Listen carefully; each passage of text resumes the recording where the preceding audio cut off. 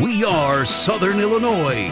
SIU first down and 10. Wide snap. Williams corrals. Design quarterback run. Up the middle. Wide open hole. Stays on his feet above the Red Hawk logo midfield. He's in the SEMO territory. Still between the hashes. Cut out far side. And he's going to take it all the way. Touchdown. Touchdown. Opening statement by D.J. Williams. It's time for Saluki football. Now, here is the voice of the Salukis, Luke Martin.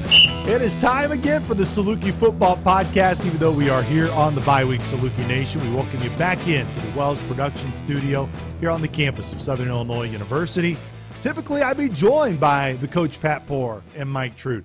They're on vacation. They're taking time off. Coach Poore is somewhere out in Kansas. I don't know where Mike Trude went off to this week, but those guys deserve it. They work really hard, so we're not going to be too hard on them. But promise you, it's not just going to be me you're going to hear from this week on the podcast. We got two outstanding representatives of our Saluki football program who are going to join us. First, it's going to be C.J. Parson from that Saluki defense, and then LaShawn Lester Jr. joins us to close out the podcast. Both guys who are having outstanding years. We'll be talking more about what Shady's doing, LaShawn, on the offensive side, if it wasn't for a guy by the name of D.J. Williams.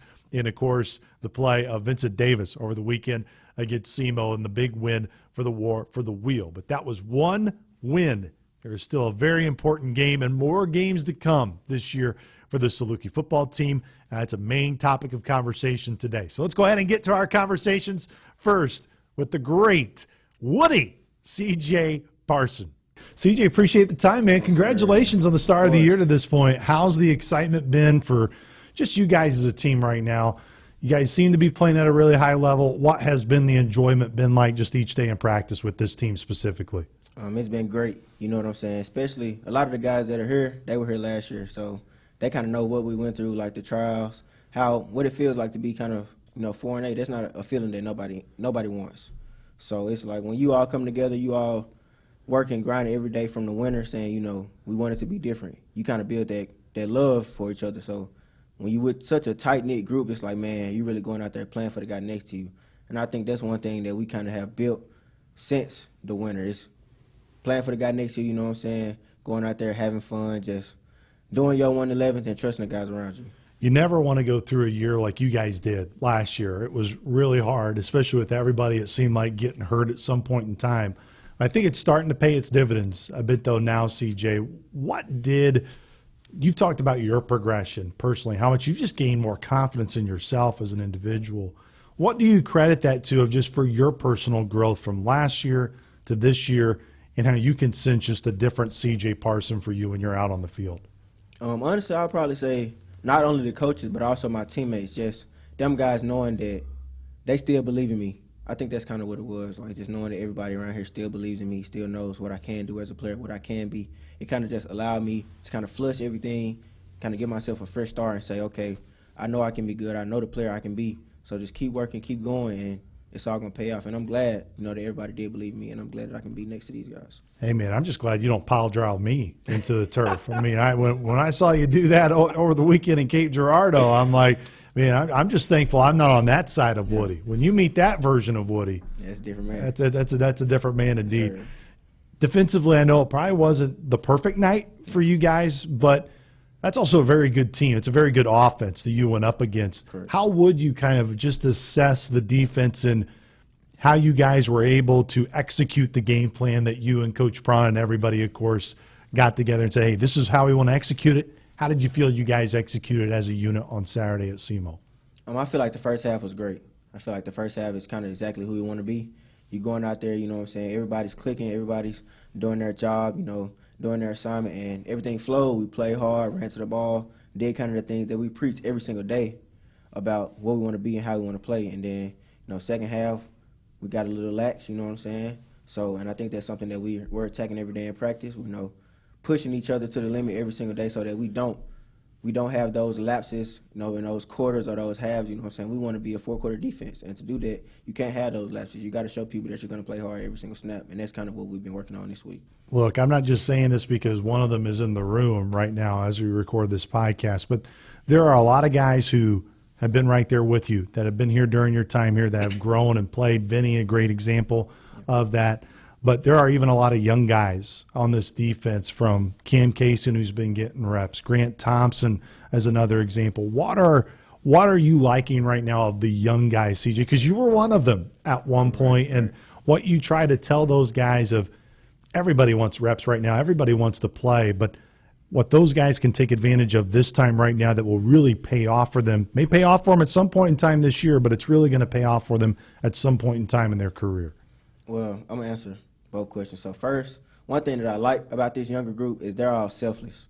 You know what I'm saying? I feel like those guys, they'll go out there, they'll play special teams. They don't mind, being on a third or fourth team. But when they get those reps, I feel like they all try to make them count.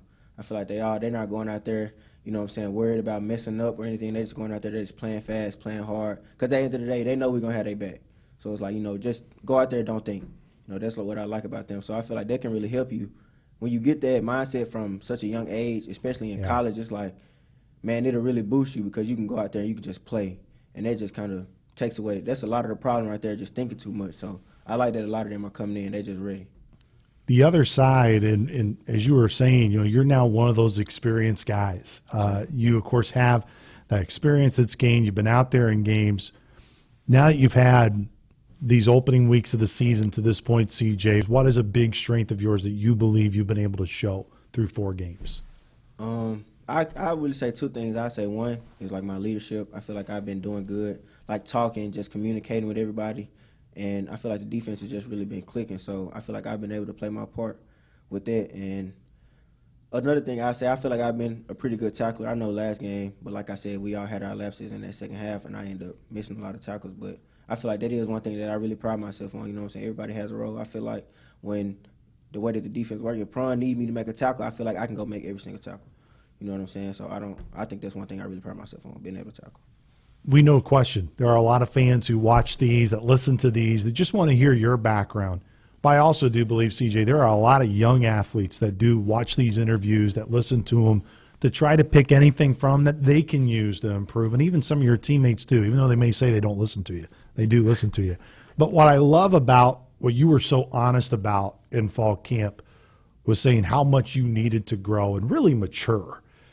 That's a hard thing to do. That's not very easy, and especially when there's so much mental work when it comes with that. What would you say, CJ, that you focused on from the mental side that really helped you? That if someone right now is saying, man, I'm having a hard time trusting myself right now on the field, what would you tell that individual? Because you were in those shoes a year ago. Well, first, I want to say, my relationship with God kind of took everything to a different place. It was like, man, when I was lost in that dark place, I feel like I turned to God, and I ended up talking to him, talking to him every single day, just really releasing my pain to him. It was like, I had my family and stuff like that, but it's like every day I'm talking to God at least once or twice just so I don't feel like I'm by myself, you know what I'm saying? So that's really one person I feel like can solve all my problems. So I know if I can come to him, then everything will be all right. From a football standpoint, what did you really want to dive into over the last year when you knew you got yourself right, when you were able to get mentally in the space you wanted to be in? What was like, hey, I really need to dive into this area? You really wanted to make it more of a strength? That's a good question. What's one thing? If I'm being honest, everything. Like, I feel like there was no place where I couldn't improve. Yeah. So I was like, in order for me to take myself to the next level, it's not just, my footwork or my eyes or my technique. It was, man, everything, every single detail I need to be better at. And that's kind of how you take it. When you give yourself a blank slate, it's like, man, I'm starting from the bottom. And that's how I wanted to approach it. Like, I'm starting from the bottom so I can be the best that I can be. What's really awesome about just the fall camp experience and you guys lean into a season is the offensive guys will go, man, I'm so glad I don't have to see Woody anymore. I don't have to go up against Jay Black and Gavin and those guys. Like, man, trying to block Bain, Bohannick, Sugar, man, I'm tired of trying to block those dudes. Now it's the other way where you're like, man, I'm glad I don't have to stop DJ Williams from coming downhill at me. Not that they really allow you guys to go full throttle on DJ, but it's kind of a weird way for me to phrase it, but I'll phrase it this way anyways. You see those guys every day. You have seen those guys every day. I know your answer, but how much of a surprise has it been to see what these guys are doing and to do it at such a high clip and efficiently week in, week out? No surprise at all. I know you knew I was going to say that, Yes. but there really is no other answer. It's no surprise at all. I mean, when you're going against those guys, you see the talent that they have. You know, from the receiver position to the running back room, every single one is filled with talent. So it's like, man, when you go out there and practice, it's like you can't be afraid to lose reps because you will lose sometimes. That's just how it is. When you're going against such a talented offense as well as a talented play caller, it's like those things are going to happen. You know, you're going to lose some, you're going to win some, but it's about how you grow from those things. So seeing them go out there every day and execute how we know they can execute, how we've seen them doing practice, it's like, man, we've seen this all the time. It's so hard when it is, I say hands off, but when you're in tag tempo or you're not obviously going full contact, it's hard to really practice the making something out of nothing that DJ does quite a lot. But even when you can't mimic that a ton, how does going up against a DJ Williams make you better each and day in practice? When you get the chance to go 2-minute, when you get a chance to go one-on-ones, what about his strengths really pushes you to get you prepared for the Saturday opponent? Because, like you said, DJ is such a phenomenal player. It's like he isn't just a runner. I know that's an incredible strength for him to have, but, man, DJ is so mentally smart.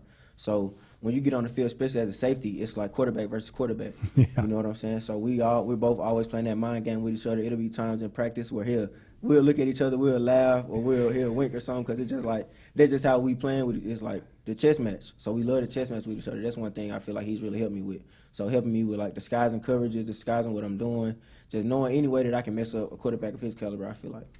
Or you may talk a little smack, too. Yeah, here and there. It may be a little bit more than a little wink. Here and there. Hey, look, as great of a win as SEMO was and will be for you guys, there's a lot more important goals that you guys have for this year. Is it easy for this team to really move on, CJ, to, hey, that was Saturday, that was great, but there's more business that we got to take care of. Has that been easy for this group and for you guys here during the bye week? 100%. I don't think anybody on the team is thinking about SEMO anymore. That's just because we want to be the next game team. That's our mentality. Next game on the defense is next play. No matter what happens this play or the week before, it's the next play because that's the most important opportunity is the next opportunity. That's one thing that we really preach in the defense, and one thing that I think the whole team has just taken account to is just worrying about the next game. I really hope our fans feel the excitement that we describe on the air, especially when you're out there playing, because it's clear you're playing with just so much enthusiasm and joy. Does it feel that way even for you, CJ? I mean, as much as you show it and you're a very emotional guy, can you even put in the words just how much fun you're having right now? I mean, it really appears that you're just having the time of your life right now, and every week you're not taking it for granted. I am, honestly. It is because I didn't have it at one time. I think that's kind of what allows me to just go out there and play so free and just be myself because I know what it's like to have a game taken away from you, you know what I'm saying, or to not be a part of it. I witnessed that for multiple years, so it's like, man, now that I'm here, I got to take full advantage, but I'm going to be myself, and that's one thing that I love. I love that the team allows me to be myself on the field, you know what I'm saying. That's one reason that I can do it so much. It's like I'm having fun out there, and they know I'm having fun, so it's like I love that. That can be a balance, and maybe it can somewhat be difficult, but I think from player to player, it's more easier to say, hey, let CJ be CJ, but it can be hard for coaches to do that. But like, again, it's been a common talking point, but playing for a guy like Coach Prawn, what you appreciate about him, that he allows you to be yourself. Correct. Well, yeah, like you said, he allowed me to be myself, but he allows us all to be ourselves in the room, you know, not just me. So that's one thing I really like about Prawn is, man, he's really professional, you know what I'm saying? He's going to come in, he's going to know the X's and O's, but he's going to talk to you as a player too. He's going to allow you to make mistakes, allow you to grow. And I feel like that's one thing that he's really good at is like just being close with his players, allowing them to make mistakes and just allowing them to be themselves. But he's going to be hard on you too, though. No question. Sure. You know, CJ, happy for all of you guys because we get to see the work that you guys do each and every day up close. But it's even special to see you having such a great year. We're proud of you. Keep having an awesome year, and let's look forward to many more great Saturdays to come this year, man. We appreciate the time. Yes, sir, of course, anytime. Man, what a phenomenal night that he had. If it just wasn't for DJ hogging all the attention, man, you know, they're on the ground. It was a great night for you and the Dogs, man. Yes, I know it's always an emotional game. You've been a part of it for years now. Yes, sir. How has it been, though? Has it been easy for you guys this week to enjoy that, but also, hey, it's time to get back to work? Yes, sir. Especially coming off a big win against SEMO. That's obviously a big win for us. But, yeah. like Coach Hill said, that's probably their biggest game of the year. That's not ours. So it was fun for me because in my 4 years, that's actually my first time playing against SEMO. Like, wow. So, yeah. Yes, sir. So I was really excited for that. Though. I've been waiting to get out there and play against SEMO for. There are so many of you guys that were in that boat, right? I mean, you look at all the captains. DJ was hurt, didn't get to play in the game. Andrew Bain, same thing. Derek Harden as well. Obviously, Colin Bohannock. Right. And it was such a great crowd last year, but then just there was so much missing. Now you guys have come back, but hey, that was that game, and you guys will move forward. But I really want to talk about you, Shady, and the year you've had to this point. Yes, you look healthy. Yes, how would you assess where you're at from just how you feel, your body, and how great really this bye week is to time that up to get you even feeling better? Yeah, yes, sir. So it's been a good start for me compared to like other seasons. So yes, sir. I've been feeling the best I've felt since like finally understanding everything, knowing where I'm finna go. Game kind of slowed all the way down for me. So yes, sir. I'm just fitting right in, do what I can to keep coming up big on these Saturdays. So. Yes, sir. What do you credit that to the most? Like whether it's a focus, whether it's more just, hey, maybe you made a change to like your regimen, your schedule. Like what do you pinpoint to what's allowed you to feel the best that you do right now? Right, yes, sir. It's definitely it's a mind thing, most definitely. It's a lot of ups and downs in the game, but it's definitely a mind thing and really just like the coaching staff, like give a big shout out to Coach Griff always. Like he always keeps me uplifted because he knows it's like been a lot of ups and downs. It ain't always gonna be highs. It ain't always gonna be low. Sometimes it's gonna be kind of in the middle. So yes, sir. He just kind of like helps me with that and like keeps reminding me what I've been here for. So yes, sir. There is a lot of it is your health and that you just feel a heck of a lot better this year, LaShawn. Like what surprises me every time is when I fill out my roster sheet for each game. I go, man, he only had one touchdown last year. It was just hard because you're such a huge part of what this team does. Like for you, how much have you headed into this year of like, man, there is a lot I really want to show because you know that, again, there were many reasons last year you weren't able to get the numbers that you wanted to. Right. But how much were you like, man, I really want this year to be the availability for me to show, hey, this is what I can do on a week in, week out basis. Right, yes, sir. So that's basically been big for me. Basically, like my whole time being here is like they know like the potential or whatnot was there that I could be a all right running back in the Valley, but I never really got a chance to like just showcase as far as like number wise. So yeah, like I said, I've been fully locked in. It's really a mind game, like because like last year it really got in my head a little bit, like. Had me down a little bit, like having to crawl out of that hole, which I've been there before. So it was just kind of, yes, sir, just keeping my head strong, really. That's really all it's been. So. It's a real credit to you. C.J. Parson, who we talked about as well, he has really been open about how he was his own worst enemy at times and had to have that real conversation.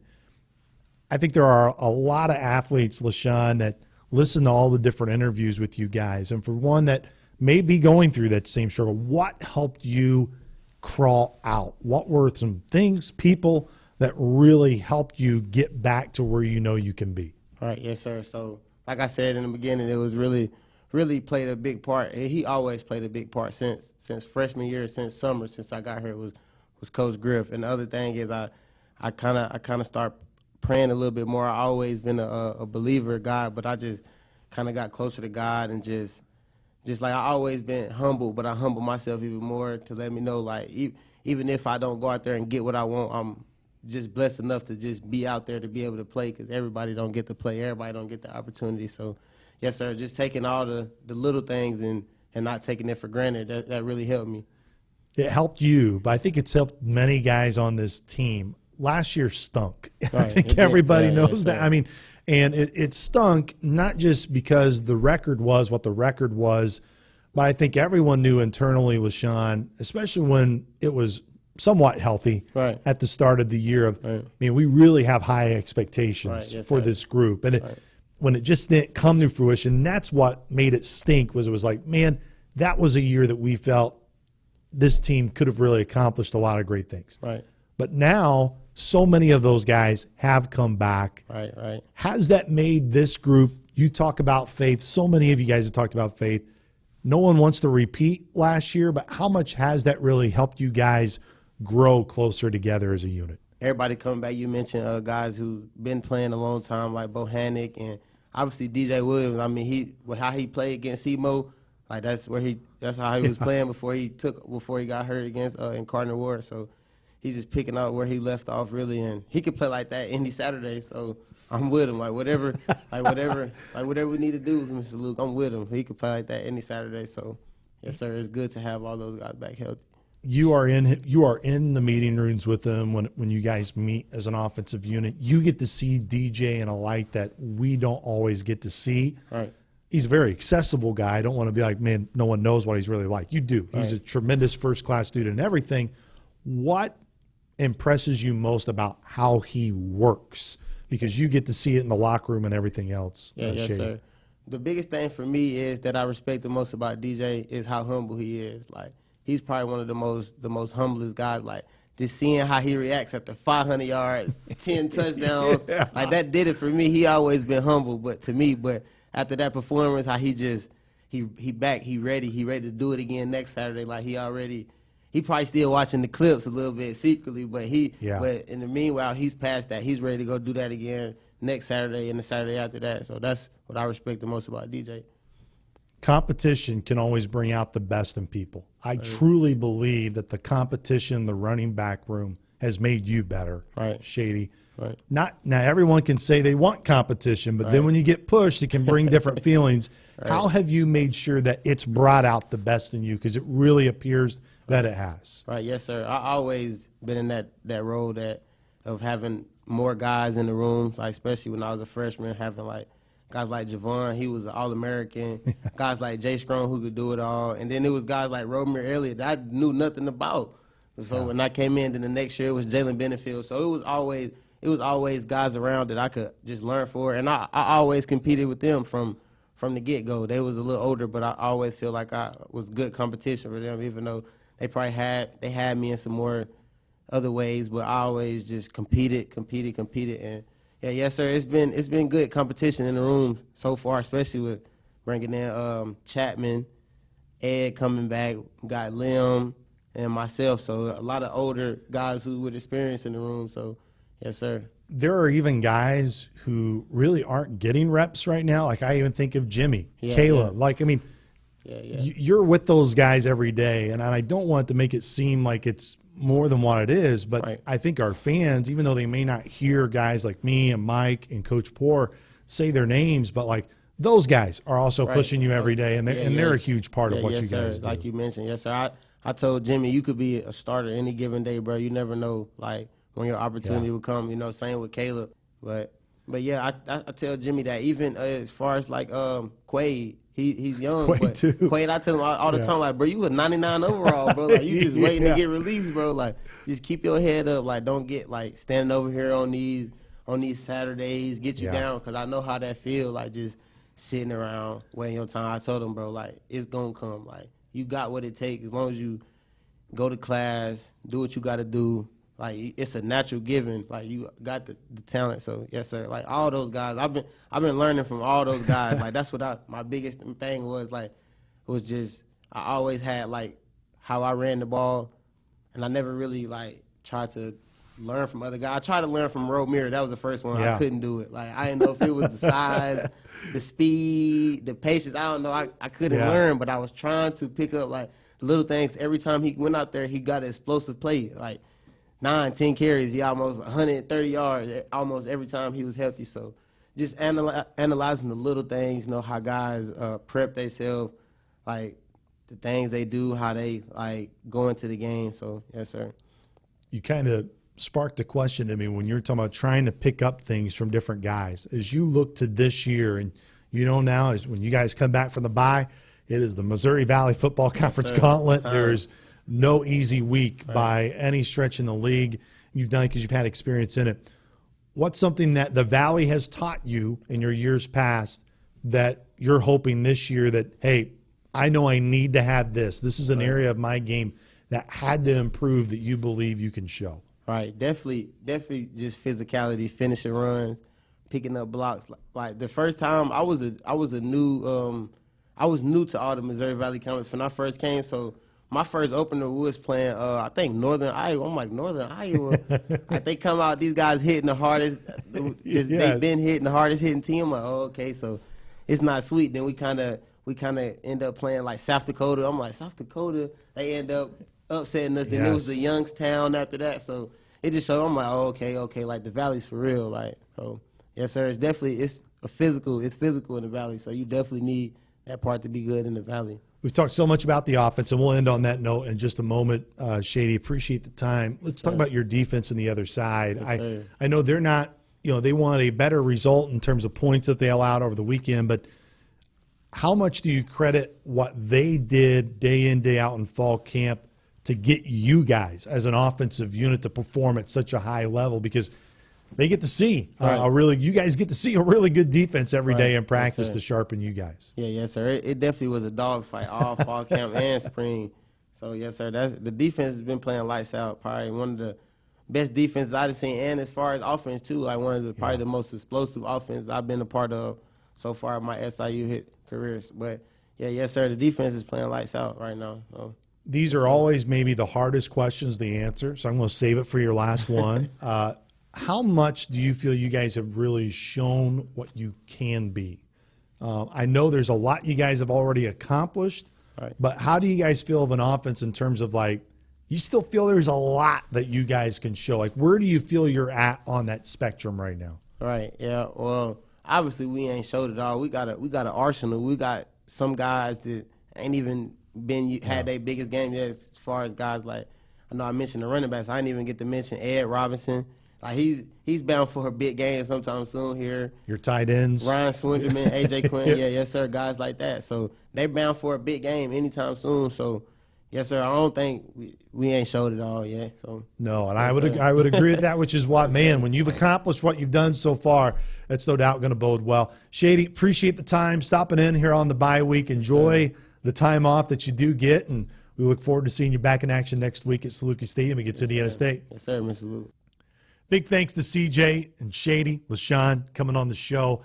I really hope that these podcasts, these videos, allow to showcase these guys, Saluki Nation. They are tremendous representatives of this football program, and not just the football program, but Saluki athletics in general. That's the goal of doing all of these, is to get them out there in front of all of you and get to hear their stories, and we hope you are enjoying them even here on the bye week. That does it for this week's edition of the Saluki Football Podcast. I think Coach Poore and Mike will join me next week. Who knows? They may just say, Luke, you don't need us anymore. No, I need you guys. Be sure they come back and have some fun next week here in the Wells Production Studio. So we appreciate the time for all of you, Saluki Nation, join in. Enjoy the bye week this weekend. There's not a ton of Valley games. There's only 2 Valley games this week and only 1 in-league game with North Dakota State and South Dakota. But still take in the college football this weekend. We hope you enjoy that off time before we're all back at Saluki Stadium next Saturday against Indiana State. Again, for CJ, for LaShawn, I am Luke Martin saying so long, Saluki Nation, and as always, go Dogs. This has been Saluki Royalty, the official podcast for Saluki Athletics. Don't forget to subscribe, rate, and review however you listen. The preceding has been a Learfield presentation on the Saluki Sports Network.